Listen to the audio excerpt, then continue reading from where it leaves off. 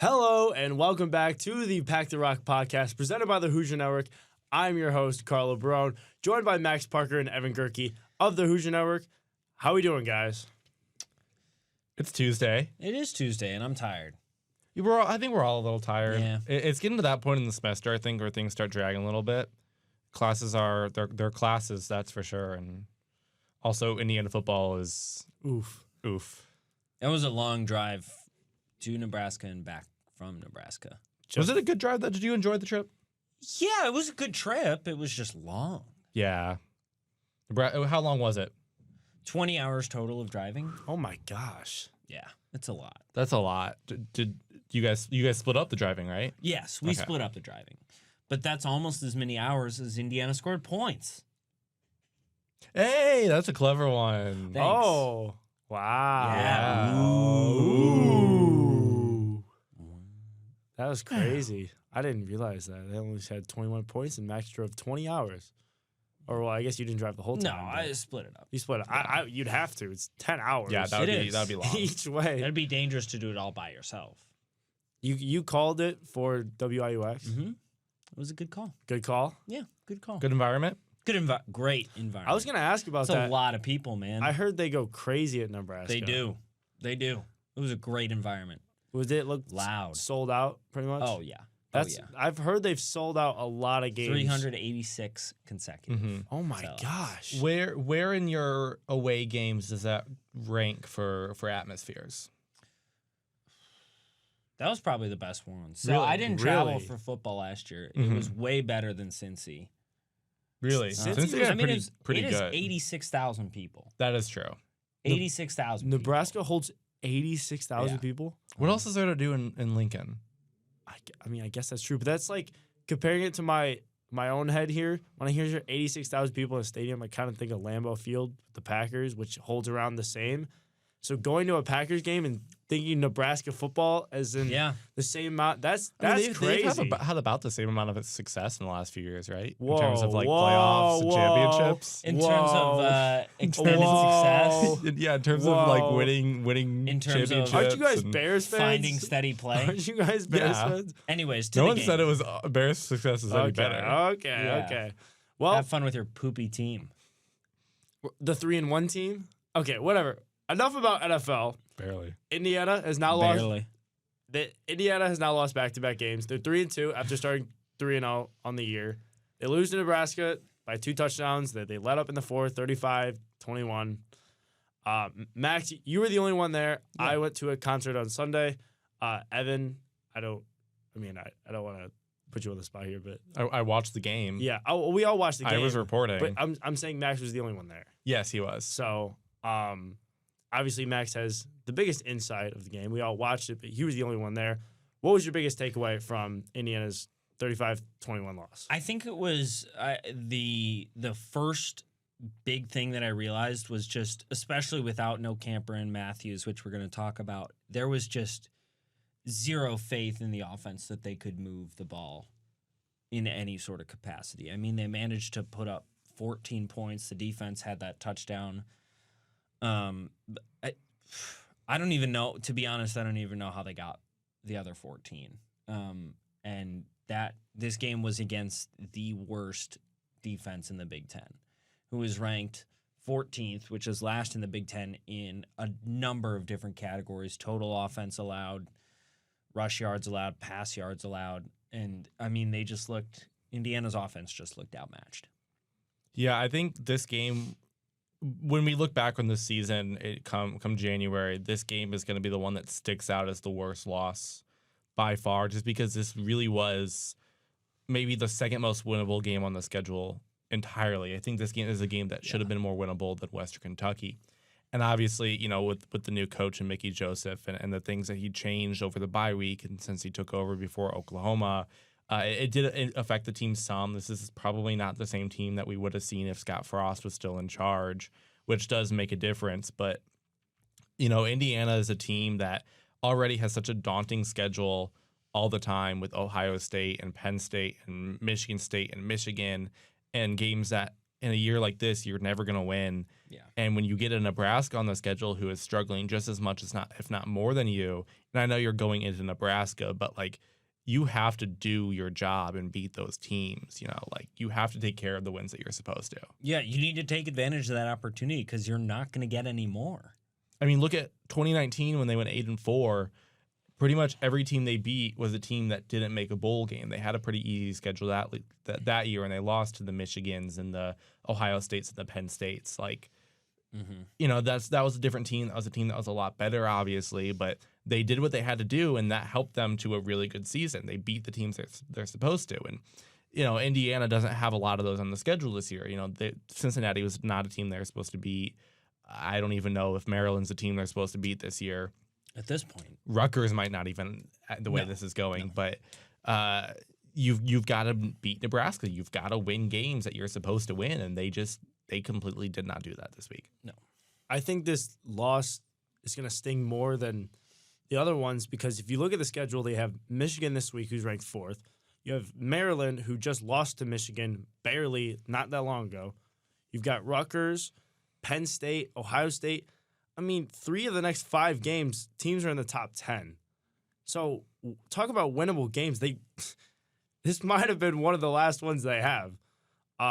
Purdue and Michigan State, I feel like they have a better shot than the other 5 games. But when you look at the schedule, it's not easy. And Tom Allen has got to think that was almost, I don't want to say a must win, but it pretty much was pretty close because if they want any shot of getting a bowl game, now they're going to have to upset a team that they're not supposed to win against. And there's a chance they can redeem themselves. Like if they come out against Michigan this week and even like their offense is moving the ball well and it looks good and Bazelak has taken a step forward, that maybe puts some more faith that you can beat a Rutgers or knock off someone later in the season. But, every week it's the same questions about this offense. Like why aren't things working? What's going wrong?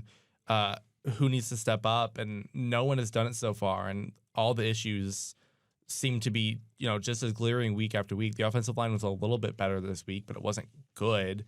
And then they had those 2 touchdown drives where like the offense looked like a powerhouse. Nebraska had no chance to stop them. They're going up tempo in a good rhythm that allows them to kind of keep things going.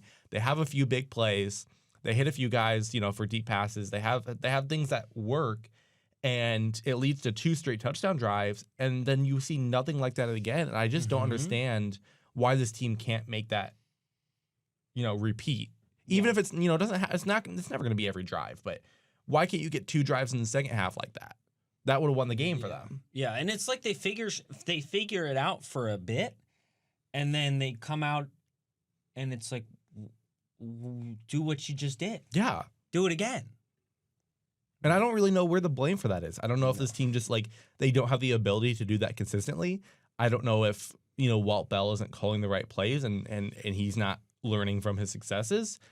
I don't know if the team just decided let's have some fun on these 2 drives and nothing else. We don't want to win this game, so we're going to make it look close, but we I don't know. But I also think, where is it gone? I also think going to the next question a little bit, it's really tough to develop consistency when you do have your top 2 guys go out. We already knew a little bit that DJ Matthews wasn't going to play, or at least just suspicion of that. And then I look down and I'm getting ready to call the game, and I see on Twitter no Cam Camper. And the emphasis that we were going to talk about before the game was who Cam Camper needs to step up, but he can't, like, he's already the number 1 guy, and someone else has to step up in place of DJ Matthews. Camper can't do it by himself. And then Cam Camper's out? Who? Yeah, I mean, that's completely true. Like, I think if Bazelak has Camper, there are a few plays where you could just tell it needed something dynamic, and Camper wasn't out there to kind of create that. And, look at the stats here. They had Emory Simmons and Anderson Kobe, who are pretty much your 3 and 4 receivers. Simmons had 6 catches for 57 yards. Anderson, Kobe had 5 catches for 54 yards. That's not bad. No. If you have another guy who's, maybe a little bit above that. And like it's pretty spread out. You got Josh Henderson, 3 catches, 44 yards. You don't see Donovan McCulley on here. He didn't really show up. I don't even really remember him on the field. Malachi Holt-Bennett had direct snap. one Didn't catch. he take a direct snap?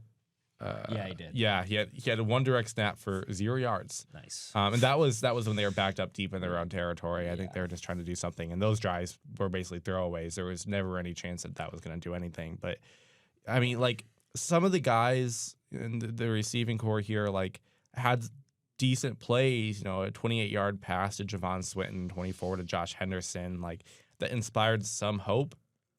But combined, there just wasn't enough. Emory Simmons was targeted 13 times. I don't know how many of those are bad throws from Bazelak and how many were drops or whatever. But there was not enough firepower there. There's just no support. And part of my issue is and this goes to the scheming a little bit more. There was a stretch in that third quarter when nobody scored any points where they were just going back and forth. Just trading field position pretty much. It was like Nebraska would have pretty good field position because they'd hold Indiana down at the 2, and then IU would punt, and somehow the defense would manage to hold. And then they'd punt again, and IU would be back at the 5. And then they finally broke one off and got out of that, like inside their own 20, and they got into Nebraska territory, and then they punted. I thought it was 4-down territory, man. You go back and forth. It felt like each team had 3 different possessions before something finally gave. And what happened was, and Evan's pulling that up right now, just punt. But what happened was when they didn't go for that on 4th, you know what happened the next time? It was that 3-play, 87-yard drive that straw that broke the camel's back. Nailed it. Where they just... Yeah, I mean, I have a lot of issues. I mean, you get an interception. Nebraska throws an interception, and you go 3 plays, 0 yards, 2.5 minutes. Like, I mean, you're at the 1-yard line. I know that's a tough drive and tough spot, and it was obviously a huge play just getting that interception back after what I thought was a little bit of a questionable call to allow that interception to stand. And a great. That one should have been back that one should have been a touchback, I think. No, he did fall down. Like his momentum carried him to the end zone, but I think he landed in play, and they called that. Okay.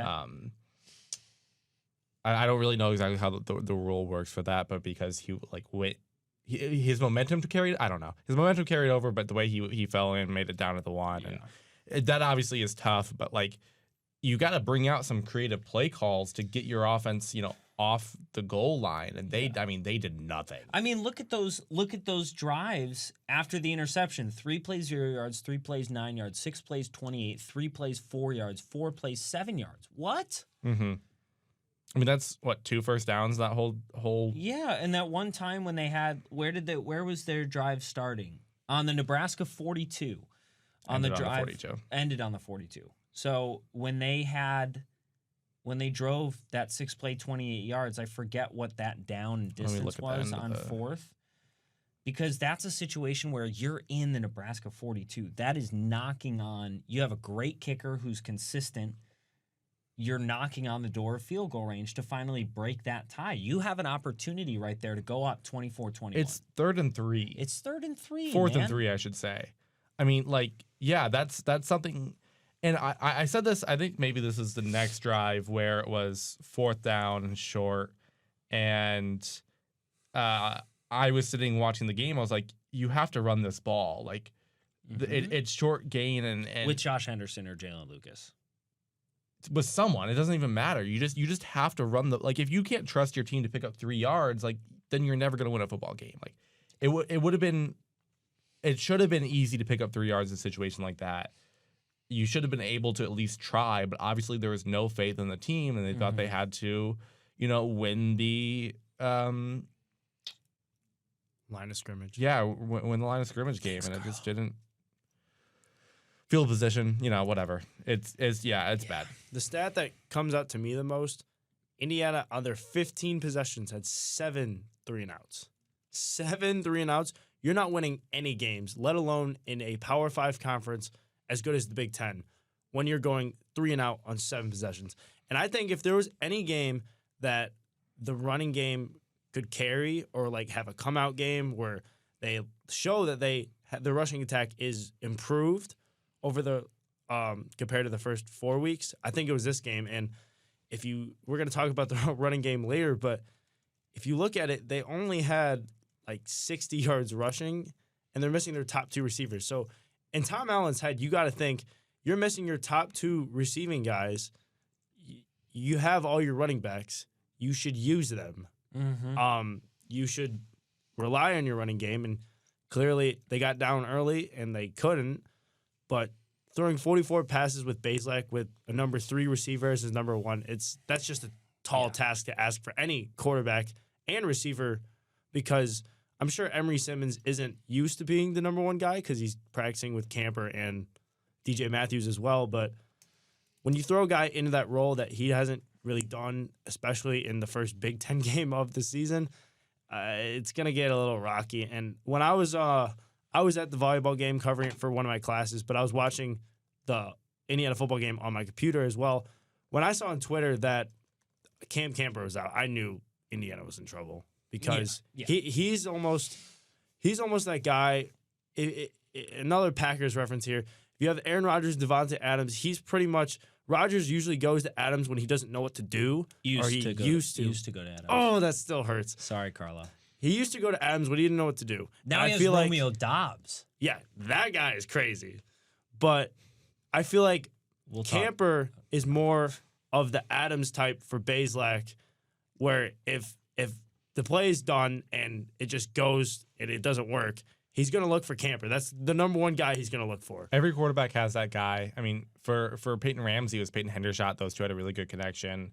You've seen it over the past few years with both, Wop and Ty Freifogel, where it's just, okay, I'm going to throw it up to my guy, my playmaker, and let him make a play.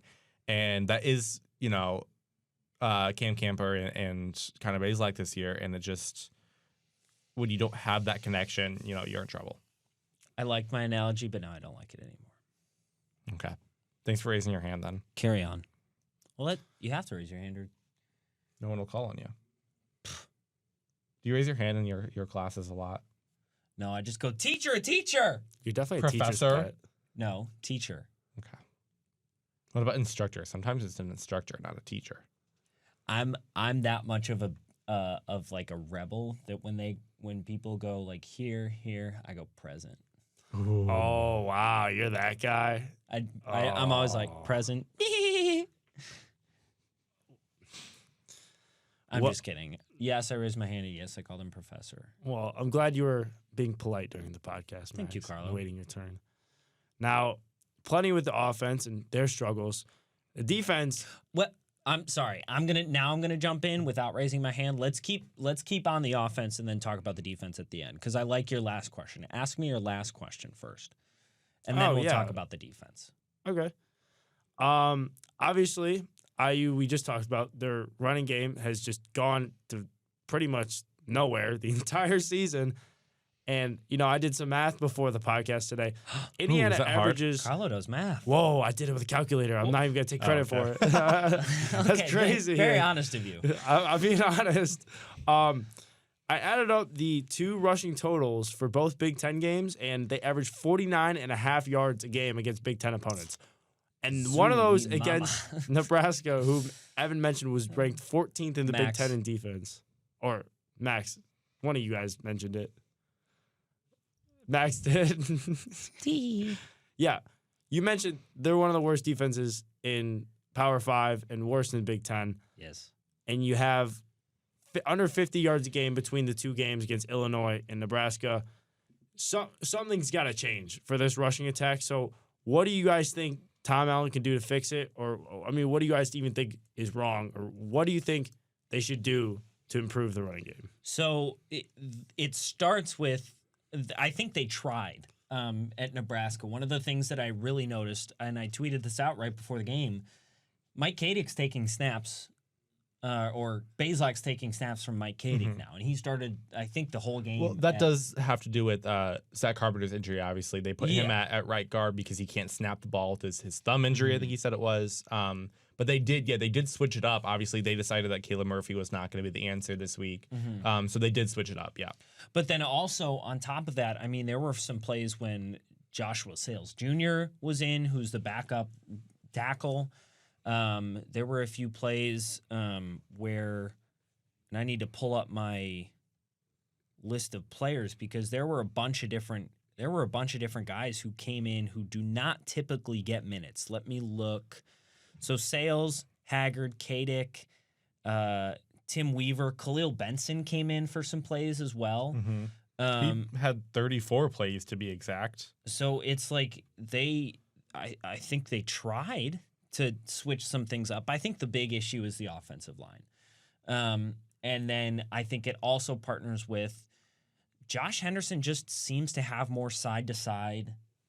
Like he just seems to be able to make more cuts than Shivers. It just seems like we're seeing, or at least from what I'm seeing, is that Shivers just gets stuck running into his line a lot more than Henderson having the ability to, when he's running up to his line, make that side-to-side cut a little bit more frequently, and he's able to break off more plays. I mean, the average yards per carry, it's you have Henderson at 4.4, which not great, but it's better than 2.8, and then Jalen Lucas is at 13. Which he only had 3 snaps, but then the argument also goes there to maybe Jalen Lucas should be getting more play time.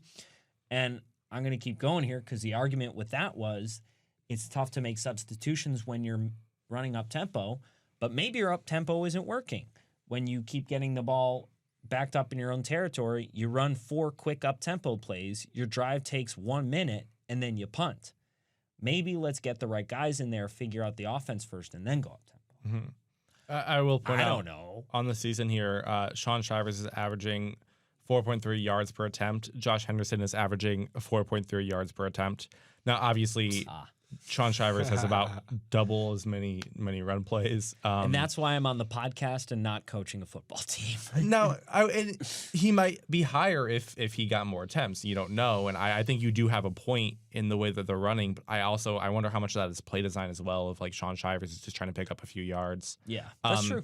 My hot take of the week is that everyone needs to back off the Jalen Lucas hype a little bit. He had one good run. Other than that, he's only averaging about 3.5 yards a carry. He's also really small. He's about 170 pounds. And they talked about it this week when you're running up tempo so much, like he's going to have to block on some plays and he's going to get run over if he's blocking. And so you got to figure out a different way to utilize him. I also think what happens a lot is when you've got your third running back who isn't getting a lot of touches, teams aren't game planning for him that much. So when he does get on the field and, he makes a couple of good plays because teams aren't fully adjusted to how he'll play, and then they will adjust quickly. And I went back to the Maryland game in 2020 to kind of prove my point earlier today. Tim Baldwin had over 100 yards rushing that game. That was the only 100-yard rushing game the team had that season. And he had a really good game, and everyone was like, oh, we need to use him more. And then outside of that, he never really did much for Indiana because teams were a little bit more aware of him. And I think that'll probably happen with Jalen Lucas. I think if you gave him, 10 rushing attempts this weekend, he's probably only averaging 3 yards.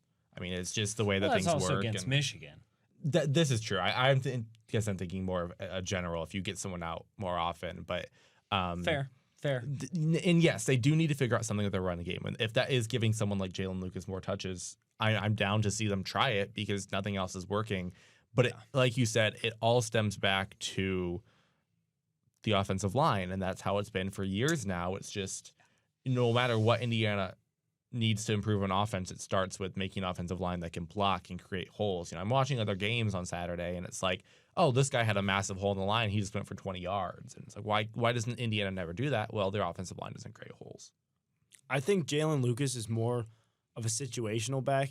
You're not going to have him on 1st and 10 run up the middle. He's like you mentioned, he's way too small to do He's kind of a utility back. He's more of a speed guy that can get on the edge. Yeah. What I would like to see if I was the coach, Jalen Lucas for him to get opportunities, maybe you have jet sweeps or tosses to the outside where he can get in space where he's not really battling linebackers and defensive linemen, more he's battling corners and safeties. Maybe have him run that screen play. Yeah. Because they keep trying that, and it's not working. So I think mixing it up, maybe more pre-snap motion could be the answer, especially with Jalen Lucas with his speed. And also DJ Matthews, I guess you could put in that role as well. Just two things that maybe Indiana could try or implement more to create more confusion on defense and make bigger holes. Because, like you mentioned, the offensive line is struggling. But if you confuse the defense with pre-snap motion, that could create matchups that Indiana likes, giving them bigger holes and better rushing game. But obviously, I'm a student reporter, and I'm not the coach, so I'm not the one doing this. But that is just my 2 cents on Indiana's running game. So they need to step it up, and they need to step it up quickly because they have number 4 Michigan this week. We will talk about in a second. But last thing about Nebraska, we got to talk about the defense because it was not very good against a not very good offense either. Another week, I've mentioned this on the pod a couple times. It looks like Indiana's secondary is kind of out of sorts at points. You've seen, at Cincinnati, you saw this week. It just looks like blown coverages are leading to wide open touchdowns and wide open receivers down the field. What does this defense need to do to keep Indiana out of a shootout every week? Because they're not going to win a shootout, especially when you're missing your 2 top wide receivers. Yeah. So what do they need to do to make sure that they can stay in the games and not have to score 40 points to win? Your best players have to be better. And if you're going to take them out, then you need to just get more from your freshmen. Philip Dunham came in again and got more minutes like he did, got more plays. He came in a bit against Cincinnati. And that was a moment when we were like, 15? Who's 15? And he came in and played more this weekend, and it didn't go well. And so, you either need... I don't know. It's just like there were a few plays where Tywone Mullen just lets up a big play. And it's so tough because for a lot of the time, he's your lockdown guy. But then just the past few weeks, there have just been 1 or 2 plays where someone just rips one down the sideline. And to be honest, if that's happening with your best cornerback, then you're in trouble. I don't know what to tell you to do. It's interesting to me because I'm looking at the stat broadcast keeps track of big plays, which are passing yards of over 15 yards or run plays of over 10 yards. And Nebraska only had 4 of those, but they went for 34 yards, 21 yards, 71 yards. Mm-hmm. And I'm wondering if this team has their defensive philosophy is a little bit more of like cheat up and try to stop the teams on a few plays, which allows teams, if they get past you, to hit those big plays more often. Yeah. And I know in the past few years, a big emphasis was to reduce the chunk plays and make sure those don't happen and kind of allow some of the smaller plays. So I wonder if they switched up that philosophy, and that's why some of these guys are getting burned, where it's plays that, we're going to let you do one-on-one and hope that, Tywone Mullen's skill can hold us up. And I don't know if that's something that's new this year, but there has been just one too many of those big plays. And other than that, the secondary's been pretty good. They're getting more interceptions this year than they did last year and more turnovers. But something's just a little bit off, and part of it may have to do with the fact that there's really no depth on this defense. If when Tywone Mullen needs to step out and you have to put in a guy like Philip Dunham, who was PFF's worst graded defender for Indiana this week, he also gave up a really big chunk play. And but part of that's not his fault. It's not. Just no, like he's not. So young. Anyways, keep going. I'm not. The point isn't like, oh, this guy's bad. It's just like this team just doesn't have the depth. They don't really have that many players that can step up behind someone else and make big plays when your main guys need a break. And when you're on the field a lot as a defense because your offense is so up tempo and also not moving the ball, that makes it harder. That's the same thing that we saw last year. Yes. Yeah, the defense, they got to rebound this week, but again, they play Michigan, so Indiana's homecoming week features big noon kickoff. For some reason, is coming to Bloomington for this game. They're just following Michigan, man. I guess is they're it just 3 following straight Michigan. Weeks now? I think it's 3 straight weeks. Well, they have it next week, yeah. Wait, what? They have it for, I think, Michigan and Penn State next week. So that'll be 4 straight weeks. Is it just big Michigan kickoff? It's just been Big Michigan. Is there a way to find out who? Keep going. I'll look it up. I'm sure there is. Well, Max Wood will definitely be happy this week as his Wolverines come to town. The number 4 ranked Michigan Wolverines. I think it's gonna be a hard game for me in Indiana. I'll be blunt. I think it's gonna be a tough game. I think this is their first game of the year where going in, it's gonna be hard to win. They're gonna have to play a perfect game if they want to pull off an upset against number 4. Purdue beat number 4 last year, Michigan State. I know it's not Michigan State, it's Michigan, but we're also in Indiana, so we're a different team. Mm-hmm. Maybe the Hoosiers can do it. We'll see. But Purdue's really good at knocking off ranked teams. We saw it this week with Minnesota. They're really good at those high level games, and I'm not feeling. All right, ready? Yeah, I found it. So Michigan, Maryland, Michigan at Iowa, Michigan at Indiana. Then it'll be Michigan, Penn State. Then later in the season, they already have Michigan, Ohio State. Surely there has to be a better Big Ten game this weekend than Michigan, Indiana. I don't know, man. Well, looking at... Did Big Noon start off in 2019? I have no idea. I have no idea when they started that. Because as of right now, in 2019, Michigan was featured 1 time. I mean, you've got Ohio State, Michigan State this weekend. That's a better game. Even Purdue and Maryland is a better game. Illinois should blow out Iowa, if we're being honest. That team looks pretty decent. You think Illinois can blow out Iowa? Maybe not blow out, but I think it should be. I don't think Iowa is that good this year. No, their offense is I think awful. all of the Big Ten West is a flaming hot piece of garbage. They know what? I know where Big Noon Kickoff should have gone this week. Piscataway, New Jersey for Nebraska Rutgers. That's going to be a barn burner. No. What about Northwestern versus Wisconsin? No. 0-2 interim coach versus losing to the Southeastern Illinois Salukis. My dad goes to all the Northwestern games, and I feel bad for him. I hope he gets a good game this weekend. What does he feel about the new stadium rendering? Nice. I saw that. That looks insane. It looks like It looks like the European Raiders soccer. stadium. Looks like You look like European soccer. Oh, thank you. Why? What makes you say that, Max? Nothing. Keep going with the podcast, Carlo. Okay, well, against Michigan, what do you guys think is the emphasis, or it has to be the emphasis for Indiana to, stay in the game? I'm being honest. I don't know, man. Like what do you think? If they do one thing well, what do they have to do really well if they want to knock off Michigan? Complete every pass. Block. You block. I would hope that Score their more offensive points. line- yeah, if they bold take here, if they score more points than Michigan by the end of the game, they might win. Wrong. They might not also. But I don't know. So, serious question. Over, under. I'm going to set the over, under at 9.5 points. Would you take 10.5 for Indiana? Indiana to 10 score. To score. To score 10.5 points. I think they'll do that. I'm going to take the over Okay. based on my prediction that we will have in a minute. I thought you were saying margin of victory, and That's I was going to what I say thought, too. No. hammer the over. I think Michigan's a 21-point favorite. Would you do I don't believe Indiana will score 2 touchdowns. so you wouldn't take like a 14.5? You'd take No. the under? Okay. I Yeah. I haven't really thought about my prediction or how many points Indiana is going to score in my mind yet, but I think I don't know, 10 might be a sweet number. That's the 10.5 line. Now I think about it, might be that.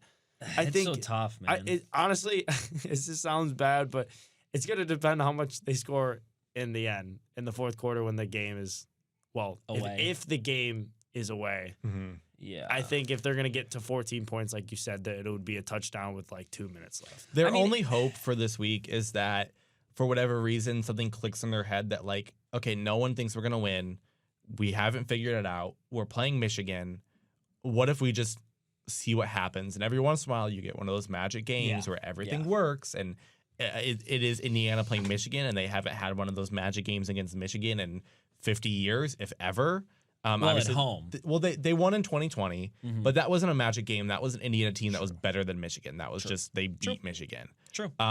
If you get everything working together perfectly for whatever reason, and the defense is what we all thought it would be at the beginning of the season, and Connor Bazelak is just making passes that he hasn't made, maybe you've got a chance. That is the only way you have a chance. If they come out and make any kind of mistakes on the first couple drives, Done. And it's over. I know it sounds like we're just dumping on Indiana, but like, I mean, realistically, this is the number 4 team in the country. This is a squad that has really dominated a lot of their opponents, and Indiana has not. I mean, they made the college football playoff last year. Yeah. They won the Big Ten. They beat Ohio State. Jim Harbaugh has a serious program going. After reports about him potentially leaving the last year or two, I really don't see him leaving just because of what he's built up. I think Michigan, in order for Indiana to win, Michigan's going to have to do something ill-advised. Indiana's going to have to create a turnover or two, and they're going to have to capitalize on if any turnover happens. They're going to have to capitalize. I think that's the only way. That's the only formula for Indiana to win. I think of this kind of like the Penn State game where in 2020 they got a couple turnovers in the first half. They took advantage of them. They had a big lead. Penn State starts to creep back, but then Indiana obviously panics, reaches across the goal line.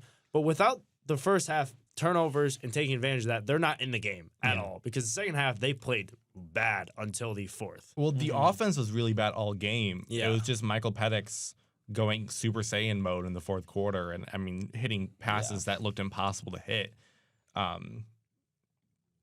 You have to have that same performance, and I don't know if this team's capable of that. I think if Indiana is going to win, they're gonna have to take at least 2 turnovers. That is my take for this week. So I mean, now we can just cut to it. What do you guys have predictions this week? So going over the record, I still lead 4-1, but I've also taken the least amount of risk. First loss this week when I said IU was going to beat Nebraska. They didn't.